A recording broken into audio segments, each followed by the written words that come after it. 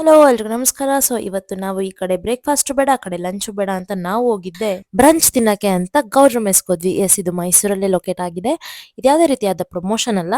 So ಅಲ್ಲಿ ಹೋಗ್ಬಿಟ್ಟು ನಾವು ತಟ್ಟೆ ಇಡ್ಲಿ ಕಾಲ್ ಸೂಪ್ ತಿನ್ನಕ್ಕೆ ಅಂತ ಹೋಗಿದ್ದು. ಯಾರ್ಯಾರಿಗೆ ಬೆಳಗ್ಗೆ ತಟ್ಟೆ ಇಡ್ಲಿ ಕಾಲ್ ಸೂಪು ಈ ತಿಂದು ಅಭ್ಯಾಸ ಇದೆ ಅವ್ರು ಕಮೆಂಟ್ ಮಾಡಿ. ಬಟ್ ಅನ್ಫಾರ್ಚುನೇಟ್ಲಿ ನಮಗೆ ಇಡ್ಲಿ ಸಿಗ್ಲಿಲ್ಲ.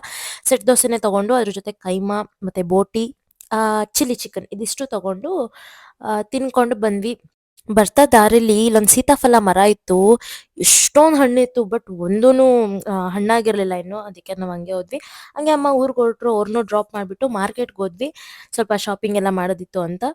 ಸೊ ಮೈಸೂರ್ ಮಾರ್ಕೆಟ್ ಒಂಥರ ಚಂದ ಅಲ್ಲ ಎಷ್ಟೊಂದು ಶೂಟ್ ಎಲ್ಲ ಮಾಡ್ತಿರ್ತಾರೆ.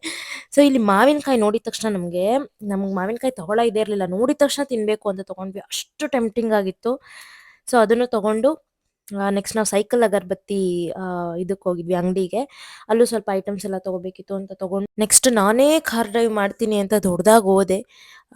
ನೀವೂನು ವರಿ ಮಾಡ್ಕೊಬಿಡಿ, ನಾನೇನು ಕಾರ್ ಡ್ರೈವ್ ಮಾಡಲ್ಲ, ಯಾಕಂದ್ರೆ ನನಗೆ ಬರಲ್ಲ.